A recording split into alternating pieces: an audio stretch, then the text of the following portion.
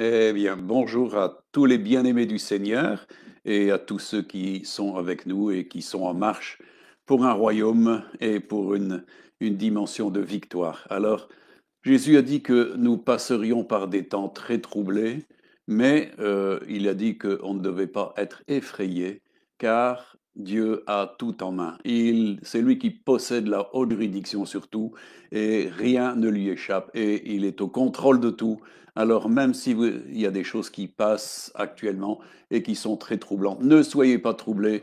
Dieu est en maîtrise de toutes ces choses-là et il connaît toutes choses et il fait tout concourir pour le bien de ceux qui l'aiment. Alors, restez dans l'amour du Seigneur et nous allons voir ensemble avec la parole de Dieu ce qui est important. Parce que le Seigneur m'a dit qu'en réalité, les temps sont très spéciaux parce qu'il dit c'est le temps où on va bientôt partir. Et donc, la parole de Dieu nous dit de ne pas venir comme arrivant trop tard. Et donc, c'est un temps où il nous faut être très sérieux, très très sérieux pour justement être dans le timing de Dieu. C'est Dieu qui déclenche les temps, c'est lui qui a tout préparé d'avance et ce timing, lui là, et l'important, c'est que nous nous collions justement à ce temps. Hein. Et nous voyons dans Éphésiens 5, versets 14 à 21, il dit, c'est pour ça qu'il est dit, réveille-toi, toi qui dors, relève-toi d'entre les morts, et Christ t'éclairera. Et il dit ensuite, et ça nous intéresse, prenez donc garde de vous conduire avec circonspection, non comme des insensés, mais comme des sages. Rachetez le temps, car les jours sont mauvais. C'est pourquoi ne soyez pas inconsidérés, mais comprenez quelle est la volonté du Seigneur. Et il dit ensuite, ne vous enivrez pas de vin, c'est de la débauche, soyez au contraire remplis de l'esprit, entretenez-vous par des psaumes, par des hymnes, par des cantiques spirituels, chantant et célébrant de tout votre cœur les louanges du Seigneur. Rendez continuellement grâce en toutes choses à Dieu, le Père, au nom de notre Seigneur Jésus-Christ, vous soumettant les uns aux autres dans la crainte de Christ. Amen. Mes amis, il est important de racheter le temps, c'est-à-dire que nous devons être des économes de notre temps, de savoir ce qu'il convient d'investir ou de ne pas investir. Mes amis, beaucoup de gens auront passé leur vie à poursuivre des choses de vaines, des vanités. Hein. Moi, il y avait un verset d'ailleurs qui m'avait inquiété dès les débuts de ma vie chrétienne, quand la parole de Dieu dit qu'ils ont poursuivi des choses de néant et ont été eux-mêmes néants. Mes amis, vivre une vie pour être dans le néant, vraiment, ça n'est pas très rémunérateur. Mais Dieu a justement bien mieux que cela, et ce que nous sommes appelés à faire est énormément précis et précieux de la part de Dieu. C'est pour ça que il dit ici de ne pas être inconsidéré, mais au contraire, de comprendre quelle est la volonté du Seigneur. Parce que là, vous allez coller à son timing et automatiquement, vous aurez les fruits de ce timing. Et c'est important. Mes amis, nous voyons combien les jours pour Israël ont été très mal comptés parce que on voit combien Jésus a été infiniment désolé de la situation de Jérusalem et des villes, hein, il a dit, voilà, elles sont maudites. Il a dit donc dans Luc chapitre 19, versets 41-48, comme il approchait de la ville de Jérusalem, Jésus, en la voyant, pleura sur elle et dit, si toi aussi, au moins en ce jour qui t'est donné, tu connaissais les choses qui appartiennent à ta paix, mais maintenant elles sont cachées à tes yeux. Et il viendra sur toi des jours où tes ennemis t'environneront de tranchées, t'enfermeront et te serreront de toutes parts. Ils te détruiront, toi et tes enfants, au milieu de toi, et ne laisseront pas en toi pierre sur pierre, parce que, dit-il, tu n'as pas connu le temps où tu as été visité. Il entra dans le temple et se mit à chasser ceux qui vendaient, leur disant, il est écrit, ma maison sera une maison de prière, mais vous, vous en avez fait une caverne de voleurs. Il enseignait tous les jours dans le temple, et les principaux sacrificateurs et les scribes et les principaux du peuple cherchaient à le faire périr, mais ils ne savaient comment s'y prendre, car tout le peuple l'écoutait avec admiration. Jésus a pleuré sur Jérusalem, et je crois qu'il a pleuré bien souvent sur des tas de situations. Pourquoi? Parce que justement, le temps qui était donné à ces personnes n'a pas été utilisé d'une manière sage, d'une manière profitable, d'une manière à produire en fin de compte les fruits nécessaires de ce temps. Et je crois que, en réalité, c'est une interpellation qui est ici pour nous. Qu'avons-nous fait de ce temps, justement, où, en fin de compte, on a été confinés, on a été empêchés de faire des choses, et ça nous confinait dans le sens où Dieu voulait qu'au travers de ça, bien, on puisse s'approcher de lui et comprendre et un peu mieux se consacrer pour justement faire un peu mieux et entrer dans quelque chose de profitable. Eh bien, moi, je crois que tout cela, évidemment, n'a pas été mis à profit pour beaucoup de gens. Or, moi, je crois que justement, c'est le temps où se révèlent les vrais sacrificateurs. Vous savez, ici, on a parlé de sacrificateurs et d'anciens et de scribes qui, en fin de compte, voulaient chercher à faire périr Jésus. C'était pas leur rôle, parce que justement, c'est ce qu'il avait dit par rapport à la maison de Dieu, qui était le temple. Il dit, mais c'était appelé à être une maison de prière pour les nations. Et en fin de compte, ils en avaient fait une caverne de voleurs. Le lieu de la sacrificature qu'ils devaient tenir, justement, n'était pas utilisé. Ils utilisaient très mal leur temps. Ils contre-travaillaient contre le plan de Dieu. C'était contre-producteur au lieu d'être vraiment les véritables sacrificateurs que Dieu voulait. Ils ne l'étaient pas. Et en fin de compte, ils s'opposaient à Dieu. Ils s'opposaient au Seigneur et ils cherchaient à le faire périr.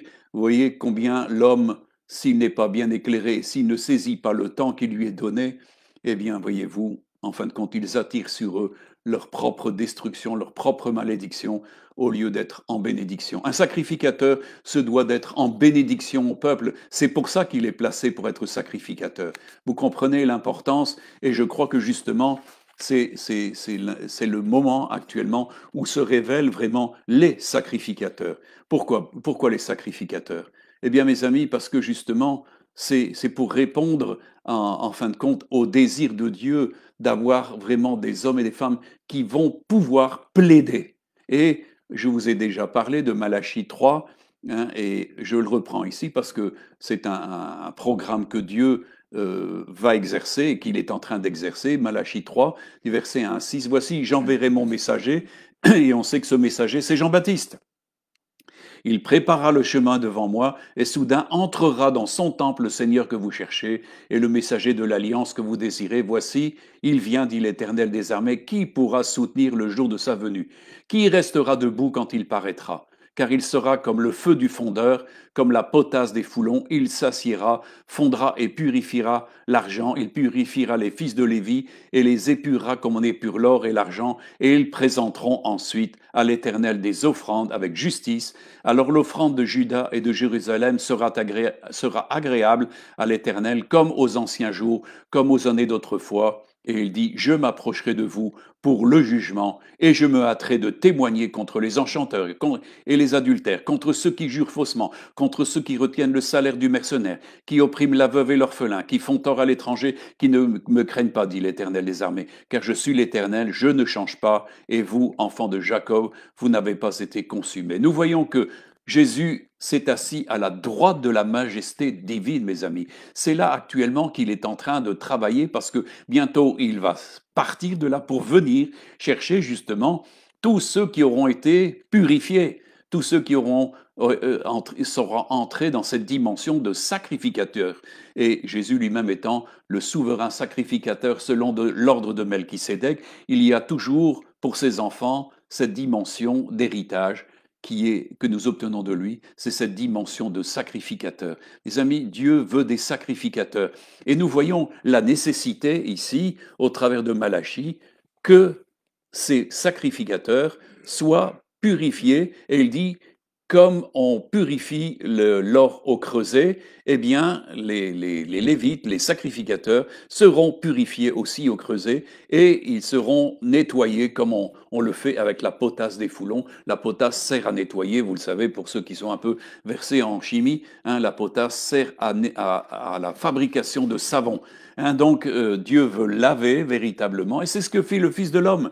Il prépare un peuple de sacrificateurs, et ils seront sacrificateurs pour, pour Dieu, son Père, et ça c'est important, c'est lui qui prépare ça. Et nous voyons que dans la mesure où, justement, si nous lisons ce texte de Malachie, le fait qu'ils ont été épurés, ils peuvent présenter des offrandes et, en fin de compte, obtenir justice.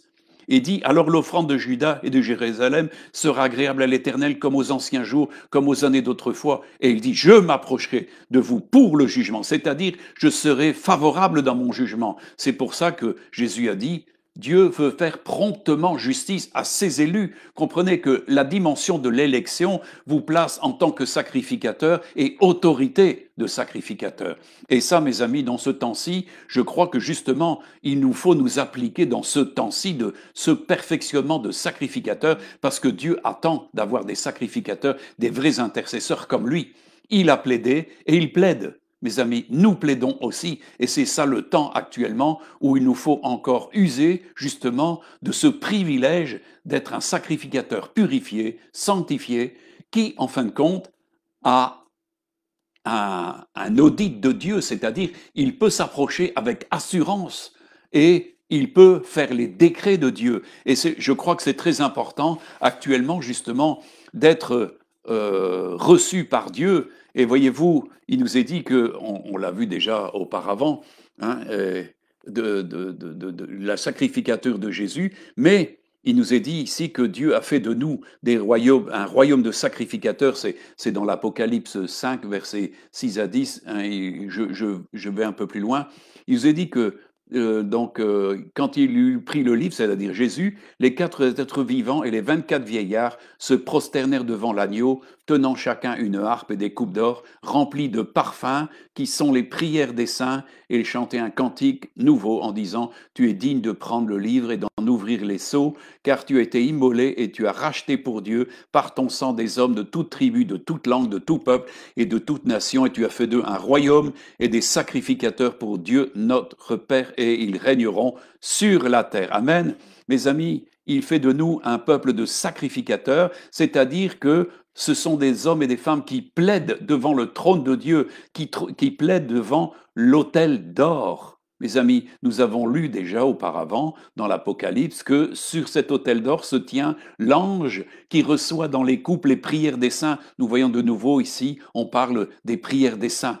Et mes amis, c'est important que le peuple de Dieu se réunisse en tant que peuple sacrificateur. Mes amis, c'est là où, en fin de compte, l'amour des frères, l'amour de Dieu nous permet d'être mutuellement en communion. Pourquoi? Eh bien justement pour prier, intercéder et être en faveur. Et c'est ça qui est important. C'est là le rôle du sacrificateur, mes amis. Vous le savez, pour ceux qui sont un petit peu instruits des choses de Dieu, nous savons que le souverain sacrificateur, eh bien, portait le pectoral. Qu'est-ce que c'était que le pectoral? Eh bien, c'était en fin de compte un ensemble de pierres précieuses qui représentaient 12 pierres qu'il portait sur son cœur. Pourquoi? Eh bien parce que le sacrificateur devait porter en fin de compte les 12 tribus sur son cœur pour devenir devant Dieu et plaider pour eux, pour intercéder pour Dieu. Donc nous voyons l'importance justement du sacrificateur. Il ne vient pas devant Dieu sans avoir dans son cœur le désir de porter ses frères et ses sœurs.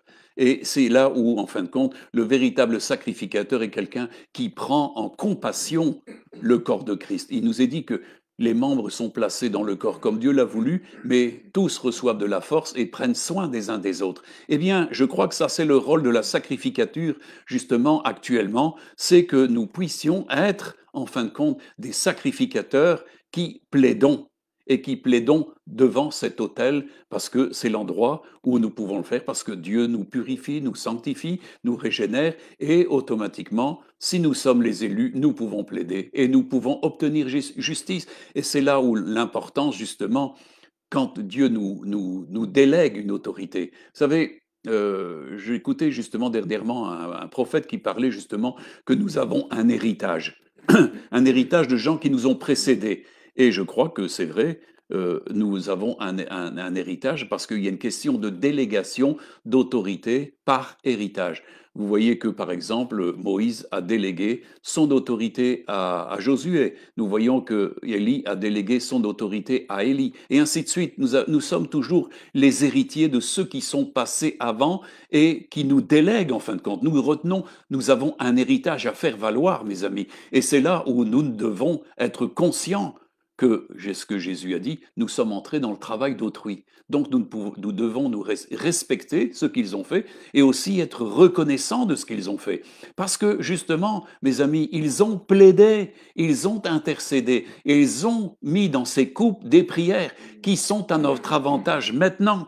Et nous devons faire comme eux l'ont fait. Mes amis, des gens ont prié, pleuré, et pour cette ville de Tournai notamment, hein, vous savez combien ça remonte à la haute antiquité, c'est-à-dire du temps de César. Nous savons que Tournai a été touché très tôt par l'Évangile, et nous savons qu'il y a une lignée de héros de la foi, de saints, tout ça, qui ont prié, intercédé, et nous sommes héritiers puissamment de ça. Et il y a automatiquement une délégation d'autorité, mais si nous ne nous tenons pas en tant qu'autorité, en tant que sacrificateur devant l'autel de puissance qui est l'autel d'or, où on peut expérimenter justement la présence de Dieu avec le parfum, avec la louange, avec l'adoration, tout ça. On sait que Zacharie, quand il a présenté le parfum, c'est là où l'ange Gabriel est venu. Mes amis, l'ange est là.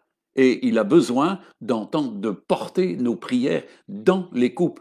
Et à un moment donné, ces coupes, quand elles sont remplies, sont versées sur l'autel. Et là, il y a un effet de Dieu qui est extraordinaire. Mais si les coupes ne sont pas remplies, il n'y a rien du tout.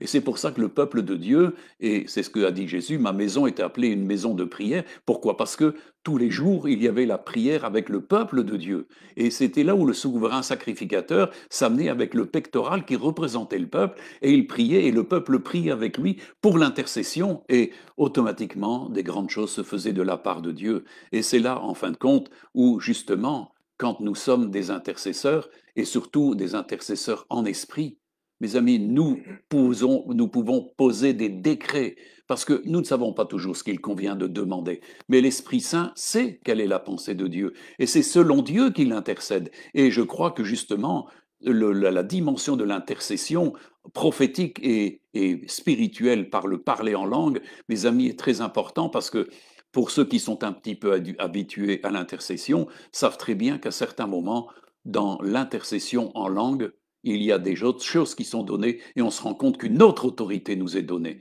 Donc, mes amis, sachez que là, vous êtes en train de poser des décrets par l'Esprit Saint pour que des situations se concrétisent. Et ça, c'est Dieu qui se sert de nous par son Esprit pour que justement nous soyons ces souverains sacrificateurs par l'Esprit de Dieu. C'est une dimension de l'Esprit de Dieu. On voit combien Paul, après avoir parlé de toutes les armes de Dieu, il a dit, voilà, faites en tout temps par l'Esprit toutes sortes de prières, veillez-y avec une entière persévérance. Hein. Et il se rend compte, et lui-même priait beaucoup en langue, pourquoi?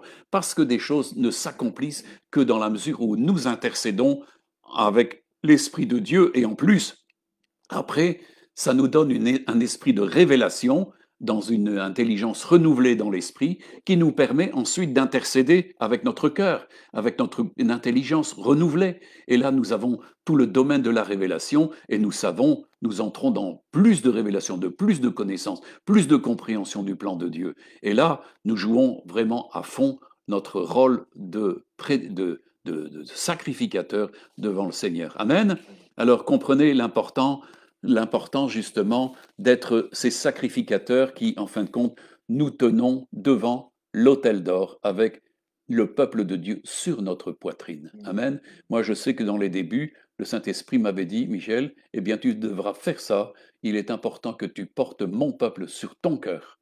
Et un sacrificateur, et en tant que frères et sœurs, nous devons porter les autres sur notre cœur. Notre intercession, à quelque niveau que ce soit, et cette dimension de sacrificateur, parce que Dieu nous appelle justement à prendre soin des uns et des autres et de prier pour que les choses de Dieu s'accomplissent. Sans cette intercession, sans cette dimension de sacrificateur, comprenez que ce que Jésus a eu, il est souverain sacrificateur selon l'ordre de Melchisédek, et nous recevons de cela. Nous sommes héritiers de Christ. Nous sommes héritiers justement de cette sacrificature et c'est une onction royale, mes amis. C'est pas n'importe quoi. C'est l'onction du grand roi qui nous permet justement d'être efficaces dans cette dimension-là. Ok, mes amis, c'est là où l'importance, en fin de compte, vous savez, de gens qui veulent comprendre le plan de Dieu pour leur vie et pour les autres. Et mes amis, il nous est parlé des temps de la fin, et justement, Daniel nous en parle dans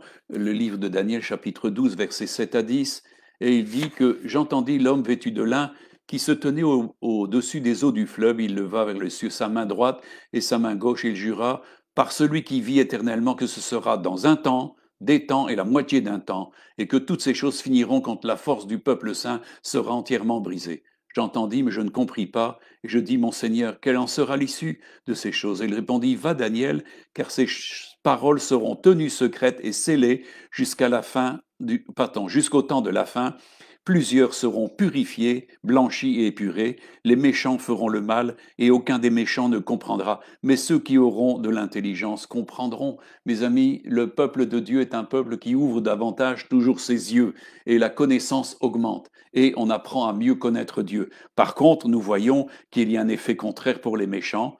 Ils font le mal, et ils ne comprennent même pas le mal. Ils s'enfoncent dans le mal, mes amis. Et il y a un peuple qui se purifie, qui se sanctifie, et qui est le peuple de Dieu, qui a autorité dans ce temps. Comprenez l'importance d'un sacrificateur, parce que Jésus a dit, ce que vous lirez sur la terre sera lié dans les cieux. Hein, il y a une dimension d'autorité, on peut délier et on peut obtenir gain de cause sur des choses importantes, et c'est là où les sacrificateurs qui sont devant le trône peuvent plaider pour des causes justes.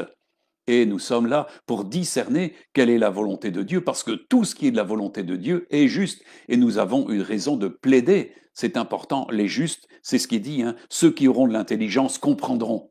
Mes amis, est-ce que vous êtes dans une élaboration d'une véritable intelligence renouvelée qui comprend le plan de Dieu, qui comprend la sagesse de Dieu, qui comprend ces temps-ci de manière à vous appliquer justement dans ce temps et ne pas perdre son temps dans des choses vaines? Mes amis, on a dit, il est important de racheter le temps car les temps sont mauvais. Alors on n'est pas là pour faire n'importe quoi.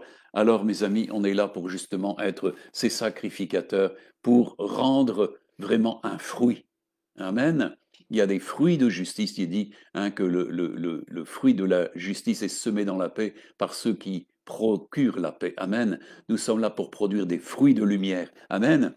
Et ça, c'est important. Et pour régler des choses, et je crois que dans ce temps-ci, il y aura vraiment des délégations d'autorité pour faire bouger des choses. Et nous voyons déjà des choses en train de bouger. Vous voyez, les choses sont hein, il y a une effervescence qui se fait dans tous les domaines. Et ne vous soyez pas troublés parce que Dieu est en action. Et il va lever des hommes et des femmes d'autorité qui vont pouvoir établir les décrets de Dieu afin de voir les choses bouger. Hein, c'est important. Amen. Alors, mes amis, il y a toujours cette vieille parabole, mais elle n'est pas vieille, elle est toujours authentique et elle est toujours d'actualité. C'est cette fameuse parabole du cep et de la vigne. Hein, et c'est ce que dit dans Jean Jésus, je suis le vrai cep et mon père est le vigneron. Tout sarment qui est en moi et qui ne porte pas de fruits, il le retranche, et tout sarment qui porte du fruit, il l'émonde, afin qu'il porte encore plus de fruits. Déjà, vous êtes purs à cause de la parole que je vous ai annoncée, demeurez en moi, je demeurerai en vous. Comme le sarment ne peut de lui-même porter du fruit, s'il ne demeure attaché au cep, ainsi vous ne le pouvez non plus. Si vous ne demeurez en moi, je suis le cep et vous êtes des sarments. Celui qui demeure en moi et en qui je demeure porte beaucoup de fruits, car sans moi vous ne pouvez rien faire. Si quelqu'un ne demeure pas en moi, il est jeté dehors comme le sarment et il sèche, puis on le ramasse, les sarments, et on les jette au feu, ils brûlent. Si vous demeurez en moi et que mes paroles demeurent en vous, demandez ce que vous voudrez et cela vous sera accordé. Si vous portez beaucoup de fruits, c'est ainsi que mon Père sera glorifié et que vous serez mes disciples. Mes amis, je vous pose une question. À quoi peut servir le bois de la vigne? La parole de Dieu nous dit que le bois de la vigne ne sert à rien du tout. On ne sait même pas faire une cheville. En réalité, le sarment n'a un seul objectif fixé par Dieu, c'est de porter du fruit. En dehors de ça, il ne sert strictement à rien. Le sarment est exclusivement créé par Dieu pour justement apporter un fruit qui est appréciable, hein, et c'est important. Et c'est pour ça que Jésus nous a donné cette mémorable parabole, et il dit bien que s'il demeurait en nous, nous allons porter beaucoup de fruits, et ce qu'il veut, c'est que notre fruit demeure. Et mes amis, on voit ici dans cette chose-là, dans cet enseignement, que ceux qui veulent être des sarments stériles, eh bien, mes amis, ils ne servent strictement à rien et finissent au feu parce que c'est le but d'un sarment. On ne sait rien faire avec. On ne peut pas l'utiliser en ébénisterie, en menuiserie. On ne sait rien faire avec des sarments. À partir du moment où ils ont porté leurs fruits, c'est fini. Ils sont juste bons à jeter au feu. C'est tout. On ne sait rien faire avec ça. Et ça ne dure pas longtemps. Alors, mes amis, on comprendra l'importance de ce que revêt une vigne pour le Seigneur. Vous savez, déjà du temps d'Ésaïe, Dieu, il y a toute une complainte qui est donnée, il y a tout un cantique, et je l'aime beaucoup parce qu'il est très significatif, et peut-être que vous allez vous y retrouver, et vous allez comprendre au travers de ça beaucoup de choses. Parce que c'est le propre du peuple de Dieu, c'était d'être en fin de compte une vigne qui va donner son fruit. Amen. Alors, Ésaïe 5, versets 1 à 7, je chanterai à mon bien-aimé le cantique de mon bien-aimé sur sa vigne. Mon bien-aimé avait une vigne sur un coteau fertile. Il en remua le sol, ôta les pierres et y mit un plan délicieux. Il bâtit une tour au milieu d'elle et y creusa aussi une cuve. Puis il espéra qu'elle produirait de bons raisins. Mais elle en a produit de mauvais. Maintenant donc, habitants de Jérusalem et hommes de Juda, soyez juges entre moi et ma vigne. Qui avait-il encore affaire à ma vigne? Que n'ai-je pas fait pour elle? Pourquoi donc? Pourquoi, quand j'ai espéré qu'elle produirait de bons raisins, a-t-elle produit de mauvais? Je vous dirai maintenant ce que je vais faire à ma vigne. J'en arracherai la haie pour qu'elle soit broutée, j'en abattrai la clôture pour qu'elle soit foulée aux pieds. Je la réduirai en ruine, elle ne sera plus taillée ni cultivée. Les ronces et les épines y croîtront, et je donnerai mes ordres aux nuées afin qu'elles ne laissent plus tomber la pluie sur elle, la vigne de l'Éternel des armées. C'est la maison d'Israël et les hommes de Juda, c'est le plan qu'il chérissait. Il avait espéré de la droiture, et voici du sang versé, de la justice, et voici des cris de détresse. Mes amis, nous voyons que Dieu avait un grand espoir au travers de Jérusalem, au travers du peuple de Juda, et nous voyons que, en fin de compte, comme il a dit, c'était un bon plan. Et c'est vrai que à l'origine, le plan, c'était Abraham, c'était Abraham, Isaac, Jacob, c'est tous des hommes et des femmes qui ont, en fin de compte, été un plan merveilleux, qui ont donné un fruit. Mais qu'est-ce qui s'est passé après? Regardez, qu'est-ce qu'elle est devenue cette vigne? Pourtant, c'est pas faute de soin. Hein, il dit qu'il a remué la terre, c'était un coteau fertile, il a ôté les pierres, c'était tout ce qu'il fallait. Il a tout fait, les soins ont été apportés, et en fin de compte, l'espérance n'était pas au rendez-vous. Le fruit espéré n'était pas au rendez-vous. Et nous voyons la colère de Dieu qui, en fin de compte, je sais, je vous dirai maintenant ce que je vais faire à ma vigne, j'en arracherai la haie pour qu'elle soit broutée, j'en abattrai la clôture pour qu'elle soit foulée aux pieds, je la réduirai en ruine. Mes amis, on comprend la colère de Dieu quand, en fin de compte, euh, tant de soins sont apportés, tant de grâce, tant de bénédiction, tant d'amour est apporté de la part de Dieu et que le fruit n'est pas au rendez-vous. Jésus dit que s'il demeure en chacun de nous, nous portons beaucoup de fruits, mais il dit aussi que le Père est le vigneron et il est monde. Mes amis, j'ai eu quelque temps une vigne à la maison et je peux vous dire qu'il faut vraiment soigner une vigne, être constamment dessus parce que sinon elle file à rien du tout. Et si vous voulez du fruit, il faut l'émonder. Il faut être drastique, il faut la soigner, faut l'entourer de soins, tout ce qui s'ensuit. Et c'est ce que Dieu fait avec ses enfants, il les entoure de soins, il leur permet de vouloir porter du fruit parce qu'il prend soin.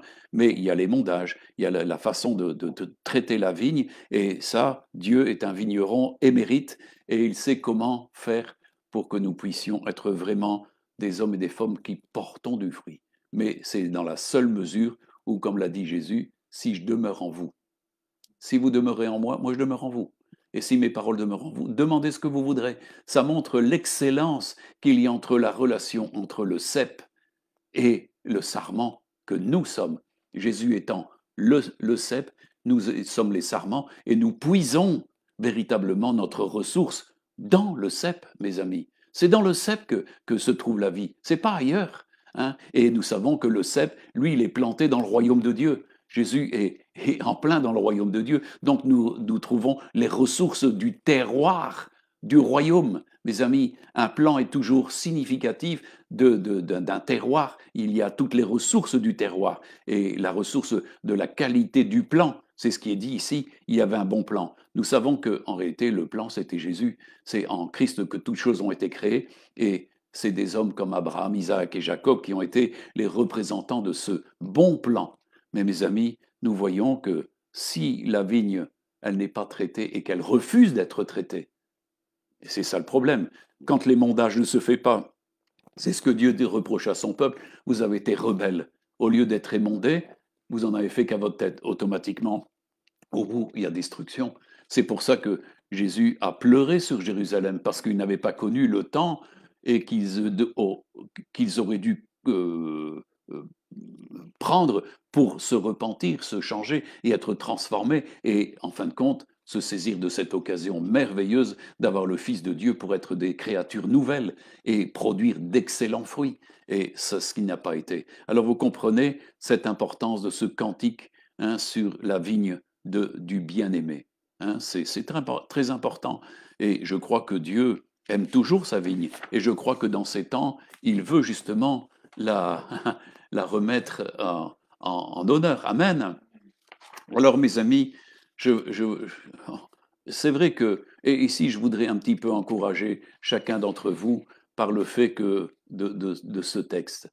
Hein. Dans 2 Corinthiens, chapitre 4, verset 14, versets 5 à 7 et 5 à 7. Sachant que celui qui a ressuscité le Seigneur Jésus nous ressuscitera aussi avec Jésus et nous fera paraître avec vous en sa présence, car tout cela arrive à cause de vous, afin que la grâce en se multipliant fasse abonder à la gloire de Dieu les actions de grâce d'un plus grand nombre. C'est pourquoi nous ne perdons pas courage, alors même que notre homme extérieur se détruit, notre homme intérieur se renouvelle de jour en jour, car nos légères afflictions du moment présent produisent pour nous, au-delà de toute mesure, un poids éternel de gloire. Et nous, parce que nous ne regardons pas, non pas aux choses visibles, mais celles qui sont invisibles, car les choses visibles sont passagères et les invisibles sont éternelles. Nous savons en effet que si dans cette tente nous habitons sur cette terre est détruite, nous avons dans le ciel un édifice qui est l'ouvrage de Dieu, une demeure éternelle qui n'a pas été faite de main d'homme. Aussi nous gémissons dans cette tente, désirant revêtir notre domicile céleste, si du moins nous sommes trouvés vêtus et non pas nus. Nous gémissons accablés parce que nous voulons non pas nous dépouiller, mais nous revêtir, afin que ce qui est mortel soit englouti par la vie. Et celui qui nous a formés, pour cela c'est Dieu, qui nous a donné les arts de l'esprit. Nous sommes donc toujours pleins de confiance, et nous savons qu'en demeurant dans ce corps, nous demeurerons loin du Seigneur, car nous marchons par la foi et non par la vue. Mes amis, il nous est dit que les légères afflictions du moment présents produisent pour nous, au-delà de toute mesure, un poids éternel de gloire. Et c'est vrai que l'épreuve, hein, il dit que de regarder toute épreuve comme un sujet de joie, et c'est pas toujours évident, mais néanmoins, mes amis, nous savons que c'est le lot de tous les enfants de Dieu de vivre. Et la parole de Dieu, si vous lisez la parole couramment, vous verrez que c'est le sort qui est réservé à tous nos frères et nos sœurs dans le monde, d'être en fin de compte dans cette dimension de pression, de cette dimension d'affliction. Mais, mes amis, il y a quelque chose de formidable, parce que ça produit quelque chose. L'épreuve produit toujours quelque chose. C'est ça qui est important. Et c'est là où, en fin de compte, je voudrais arriver un petit peu à quelque chose qui est en rapport justement avec la vigne. Est-ce que vous avez déjà entendu parler du vin des rois et le roi des vins? Eh bien, mes amis, il y a un plan qui est un plan précieux, ancestral, et qui pousse en Hongrie, qui s'appelle le Tokay. Et le Tokay est un vin tout à fait spécial et qui était à la cour des grands, à la cour des rois. Louis XIV en avait à sa cour et tous les grands en ont à leur cour. Pourquoi? Parce que c'est un vin, quand vous le regardez, c'est comme de l'or. C'est tellement d'un éclat extraordinaire. Mais mes amis, pour arriver à faire ce vin, c'est ça qui est important. Eh bien, ça ressemble assez, au fin de compte, à ce qui nous arrive si notre homme extérieur se détruit, notre homme intérieur se construit. Il y a quelque chose qui se passe dans une maturation. Et comme le dit la parole de Dieu, hein, le royaume de Dieu, quand il vient dans notre vie, c'est comme un levain qu'une femme met. Et en fin de compte, ça prend une dimension en nous. Eh bien, le Tokay vit un peu cette dimension-là. Et c'est un terroir tout à fait particulier qui date de bien des siècles. Hein. Et donc, en réalité, ce vin est exposé à toutes les intempéries. Et Oui, le raisin, hein, le raisin, le pied de vigne, hein. Et en fin de compte, ce sont des vendanges qui se poursuivent très tard dans le gel. Donc, ces raisins sont exposés aux intempéries, au soleil et tout ce qui s'ensuit. Et en fin de compte, il y a comme un développement. Vous savez, il n'y a rien à faire dans notre vie intérieure, il y a tous des ferments. Eh bien, ce qu'on appelle tout ce qui est biotique, probiotique et tout ce qui s'ensuit. Et c'est la même chose quand Jésus parle du levain qu'une femme met dans la pâte, eh bien, c'est toute quelque chose qui va modifier, en fin de compte, la structure qui est le pain. Il y a une évolution qui se fait parce que ça va fermenter. Eh bien, voyez-vous, dans le cas de ce vin-là, du Tokay, eh bien, on a ce qu'on appelle le botrytisme, c'est-à-dire un ferment naturel qui vient, et en fin de compte, ce qu'on appelle une pourriture noble. Hein. Vous savez, la levure, c'est une forme de bactérie. Hein. C'est ce qui se passe dans vos intestins. Il y a plein de bactéries, vous en avez besoin. C'est ce qui vous permet d'être en équilibre dans la vie. Cet équilibre intérieur est très important. Et donc, ce raisin et le vigneron regarde à ce que justement le processus justement de cette botrytisation se fasse parce qu'il sait que là, tout doucement, il y a une alchimie qui se fait dans chaque grain. Et savez-vous que c'est une vendange qui se fait grain par grain. Donc, tous les jours, on visite la vigne et on retire uniquement le grain qui a pu être transformé dans cette alchimie intérieure. Quand on regarde les raisins après un moment, eh ben, ils ont l'air tout à fait plats, comme pourris, tout ce qui s'ensuit. Ils ont perdu l'aspect de gros raisins qu'on pourrait manger en raisin de table, mais en réalité, le vigneron, c'est que là, il y a un produit tout à fait spécial. En réalité, le botrytisme, en fin de compte, et comme on le voit dans cette dimension, si l'homme extérieur se détruit, notre homme intérieur se renouvelle, eh bien, c'est ce qui se passe dans le raisin. Dans ce raisin-là, dans les grains de raisin, la peau, en fin de compte, finit par devenir très mince, très fine, très, très, très, très, très fragile. Et en fin de compte, il y a comme un espèce de dessèchement, tout ce qui s'ensuit. Et c'est vrai que le grain n'est pas très joli à voir. Mais néanmoins, il est infiniment précieux parce qu'il y a une condensation de tous les sucs. Il y a une condensation de tous les principes et tout ce qui s'ensuit. Et en fin de compte, comme ce sont des vignerons bien avertis, ils savent très bien qu'il faut les cueillir au bon moment, quand le processus s'est parfaitement accompli, quand toute la dimension extérieure est détruite, que l'intérieur s'est construit. C'est un peu comme nous. Eh bien donc, il faut absolument cueillir chaque grain, c'est grain après grain après grain. Donc, ils doivent repasser constamment et reprendre pendant tout un certain temps toutes les grappes parce que les vendanges ne peuvent être accomplies que quand tout est cueilli. Comprenez? On ne traite pas les choses et qu'est-ce qu'on fait? Eh bien, on met cette dimension, ces grains qui ont été cueillis dans des grandes caisses qui vont, en fin de compte, recevoir jusqu'au bout les grains. Mais en réalité, ces grains ne sont pas foulés. Vous savez, dans beaucoup de vendanges, on dit aux gens montez dans les cuves et commencez avec fouler. Non, non, là, c'est pas nécessaire. Pourquoi? Parce que le processus justement de botrytisation a fait que la peau est tellement transparente qu'il y a une percolation de tous les grains qui se fait et en fin de compte, la liqueur coule de tous les grains. Et en fin de compte, c'est un peu comme nous, si notre homme extérieur est détruit, eh bien notre homme intérieur peut laisser passer le meilleur. Et c'est ça, la bonification de ces grains. À un moment donné, il laisse échapper ce qui a été conçu dans le naturel, mais nous comprenons la dimension du surnaturel de l'action du Saint-Esprit qui vraiment détruit notre homme extérieur, mais construit notre homme intérieur. Et c'est là où, en fin de compte, les sucs et les dimensions du raisin, et là se découvrent, en fin de compte, les parfums, les saveurs florales, boisées, et autres, tout ce qui s'ensuit. Il y a une concentration qui se fait et donc, en fin de compte, ça s'écoule par percolation naturelle. Il ne faut pas le presser. On ne doit pas le presser. Ça s'écoule naturellement. Et en fin de compte, c'est recueilli et ça doit être recueilli dans des vases de verre. On ne peut pas le mettre dans des barriques parce que c'est tellement fort qu'elles vont éclater les barriques. Ça montre l'importance de ce que Jésus avait dit dans ce qu'on ne peut pas mettre dans des vieilles outres du vin nouveau.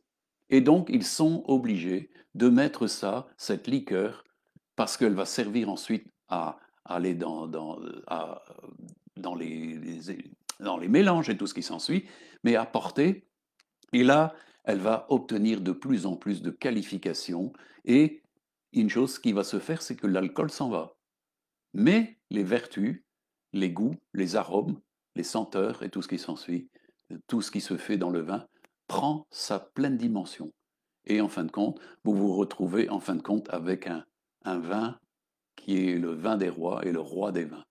Et j'ai eu l'occasion d'en voir une fois, et je peux vous dire que c'est vraiment très agréable et d'une couleur extraordinaire. Ça a une robe extraordinaire, hein, et je crois que tout le monde, tous ceux qui ont déjà pu en boire ont pu apprécier cette qualité du vin. Et je crois qu'en réalité, Dieu veut qu'on soit comme ces vins. Et c'est vrai que ces raisins, quand on les cueille, ne paient pas de mine. Et c'est vrai que le peuple de Dieu, quand il était malmené par les épreuves, eh bien, il- il- mais comme le dit la parole, en fin de compte, les épreuves produisent en nous un fruit éternel de gloire. Et c'est ça qui est important. Notre homme extérieur se détruit, mais notre homme intérieur se construit. Et c'est ça, dans l'épreuve, ce qui se passe. Il faut que, comme disait Pierre, il faut que la patience opère son temps, opère son travail. L'épreuve, mes amis, elle est nécessaire. Et je crois que ces temps-ci, ce sont des temps d'épreuve spéciales pour le peuple de Dieu. Mais automatiquement, si nous sommes les hommes et les femmes qui sont les vrais sacrificateurs, il y a une bonification. Et automatiquement, il y a autorité. De plus en plus, Dieu peut accorder de plus en plus à des hommes et des femmes qui, en fin de compte, deviennent ce bon grain, deviennent ces bons fruits dont la teneur en vertu, en parfum, en odeur et tout ce qui s'ensuit, hein, en robe et tout ce qui s'ensuit, c'est tout bon, quoi. Alors, vous comprenez l'importance, et mes amis, j'espère que cette petite documentation, hein, eh bien, vous montrera qu'en réalité, vous pouvez devenir ce vin-là, hein, un vin que Dieu apprécie. Et nous voyons combien Dieu était triste de voir que sa vigne, qui était un bon plan, a été dénaturée. Et je crois que dans ce temps, justement, Dieu rend à son Église justement cette qualité d'être cette vigne qui produit un fruit vraiment appréciable. Amen. Alors, vous comprenez l'importance de cette maturation et, en fin de compte, le fait d'être que, comme ces graisins, très vulnérables, à ce point vulnérables qu'on n'a même pas besoin de les presser pour que ça coule dehors de nous. Et c'est ça qui est important. La liqueur, tous les vertus, elles sont concentrées avec le temps et c'est ça qui est important. Alors, mes amis, c'est vrai que on est dans un temps où Dieu veut voir que nous sommes vraiment des hommes et des femmes qui portons du fruit. Dieu a le droit de s'attendre à ce que nous portions du fruit. Celui qui ne veut pas porter de fruit est un sarment qui, en fin de compte, se condamne lui-même. Moi, je ne voudrais pas être quelqu'un, et j'ai compris dès les débuts de ma conversion qu'il était important qu'on soit en tout temps cette dimension de vigne et ces sarments, puisque nous sommes euh, hantés sur le Seigneur. Et c'est vrai, le Seigneur, c'est le royaume. Et si nous sommes plantés en lui, il y a les effets du royaume, du terroir. Et vous voyez là-bas, dans ce vin, c'est une question du terroir. La vigne va toujours refléter l'endroit où elle pousse. Elle a les qualités du terroir. Ça, on ne peut pas le faire pousser ailleurs. Comprenez? Et c'est important, si nous sommes les fils et les filles du royaume, nous ne pouvons pas être un plan qui était planté ailleurs. C'est ce que Dieu, en fin de compte, a été infiniment triste de considérer ce qui s'est passé, par exemple, dans le Deutéronome 32, versets 32 à 36, il dit, mais il parle de gens qui étaient ces enfants de Dieu, dans laquelle il s'attendait à ce que justement ils puissent être vraiment des bons plans. Mais il dit, mais leur vigne est du plan de Sodome et du terroir de Gomorre. Leurs raisins sont des raisins empoisonnés, leurs grappes sont amères, leur vin c'est le venin des serpents, c'est le poison cruel des aspics. Cela n'est-il pas caché près de moi, scellé dans mes trésors? À moi la vengeance et la rétribution, quand leur pied chancellera, car le jour de leur malheur est proche, et ce qui les attend ne tardera pas. L'Éternel jugera son peuple, mais il aura pitié de ses serviteurs en voyant que leur force est épuisée, qu'il n'y a plus ni esclave ni homme libre. Oui. Donc, mes amis, c'est très important, justement, d'être ces vins, ces endroits. Est-ce que Sodome et Gomorrhe pouvaient produire quelque chose de bon? C'est ce que dit Jésus, il fait une analogie. Alors, mes amis, est-ce que nous sommes appelés à être de ce vin qui est, en fin de compte, fait la réjouissance des rois? Hein? Ou alors est-ce que nous sommes de la piquette? Hein? C'est important, mes amis, de comprendre qu'il y a des vins qui ne valent pas vraiment pas le coup. Mais Dieu, nos vies lui sont précieuses. Et comme nous l'avons vu, cette lente élaboration, vous savez, faire un disciple demande du temps, mais il bonifie avec le temps. Et c'est ça qui est important dans la dimension du disciple. Il doit être perfectionné, affermi et être établi comme son Seigneur. Et c'est là la dimension. Si nous arrivons à la stature parfaite de Christ, et c'est ce que Dieu attend d'un disciple, ce n'est plus de la piquette, c'est un raisin de qualité. Et Dieu nous veut dans la qualité. Amen. Dieu a prévu pour nous d'excellentes choses, mais il faut que nous rendions notre fruit et un fruit excellent. C'est ce qui dit que nous portons du fruit avec persévérance. Amen. C'est la persévérance qui fait que le Tokay arrive à véritablement être un vin de grande qualité et ça demande vraiment des soins très attentifs. Mais néanmoins, ce raisin passe par toutes les épreuves pour arriver à sa qualité, à sa dimension de qualité. Et ça, c'est la même chose pour nous. Mes amis, ne vous étonnez pas de tout ce qui vous arrive, ça fait partie du plan de Dieu dans la formation et les épreuves nous sont nécessaires. Jésus a été soumis à des épreuves, les apôtres l'ont été, et nous-mêmes aussi. Et alors, ne vous étonnez pas de ce temps-ci, parce que Dieu veut faire de vous des, des, super, des super disciples dans ce temps. Et ça ne sera pas de la piquette. Hein. Dieu ne veut pas faire de vous n'importe quoi, mais des gens de qualité. Alors comprenez l'importance de ce qui se fait au travail du Saint-Esprit et il faut lui laisser faire. C'est son boulot de nous amener de gloire en gloire à la stature parfaite de Christ. Mais il faut accepter son travail hein, et le désirer complètement. Et on sait qu'au bout, mes amis, on aura une véritable consolation. Hein. Moi, j'aime beaucoup Ésaïe parce qu'il nous parle d'un temps futur. Et d'ailleurs, Jésus a dit, quand il a instauré la Sainte Seine, il a dit à ses apôtres, voici, je ne boirai plus du vin de la vigne avec vous, jusqu'à ce que nous soyons à nouveau réunis dans le royaume de Dieu. Mes amis, est-ce que vous êtes prêts à aller dans le royaume de Dieu et d'être à table avec Abraham, Isaac et Jacob? C'est ce que Jésus a dit. Il y a des gens qui viendront de loin, du septentrion et de toutes les extrémités pour être à table avec Isaac et Jacob. Et avec Jésus, bien entendu, puisque c'est lui le maître de cérémonie. Hein, nous serons à table et nous pourrons. Hein, et je crois que, mes amis, il y a quelque chose de formidable parce que Jésus, le premier miracle qu'il a fait, eh bien, c'est à Cana. Et de l'eau, il en a fait du vin. Mais c'était un vin absolument spécial. Et vous avez vu que le Tokay, en fin de compte, il ne mesure pas beaucoup d'alcool. Pourquoi? L'alcool est parti.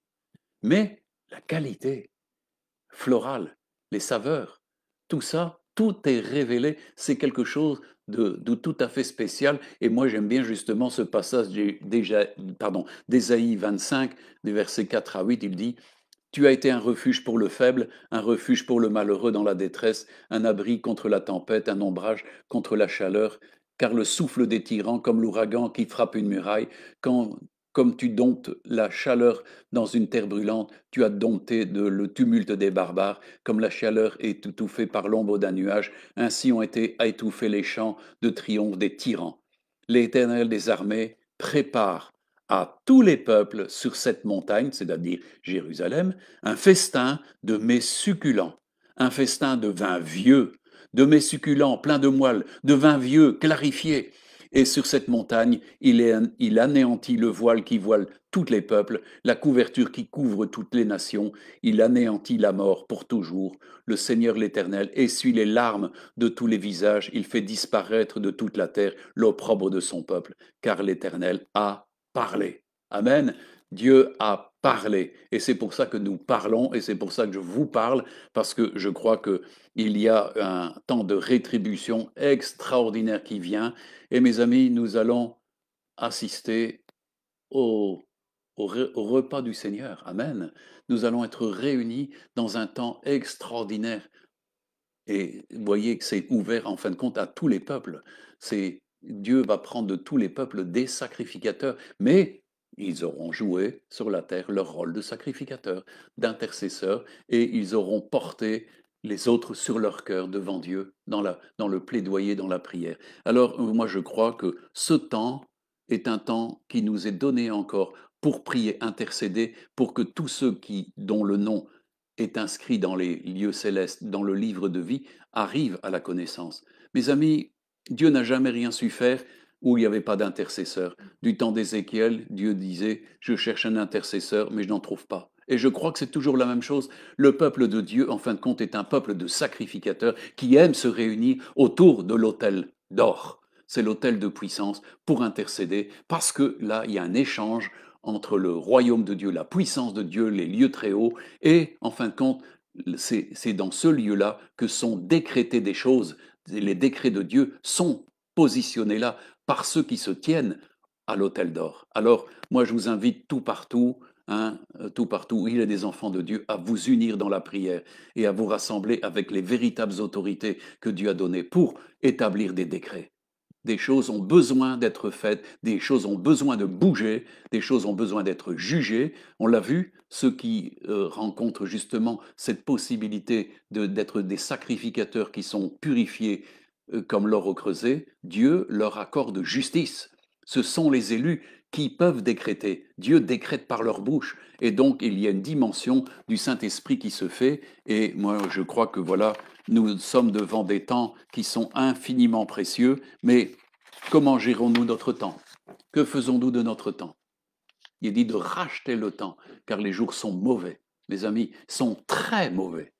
Ils sont très mauvais. Ils n'ont jamais été aussi mauvais que maintenant. Mais, par ailleurs, moi je crois, comme beaucoup de prophètes, que c'est des temps infiniment précieux parce que nous voyons les choses évoluer très très rapidement. Tout va de plus en plus rapidement.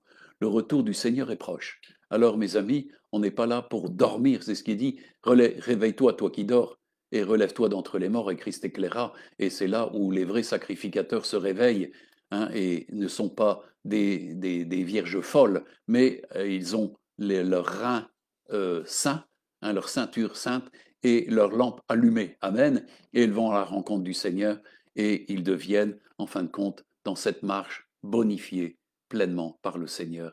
Et le Seigneur peut trouver en vous quelque chose d'agréable.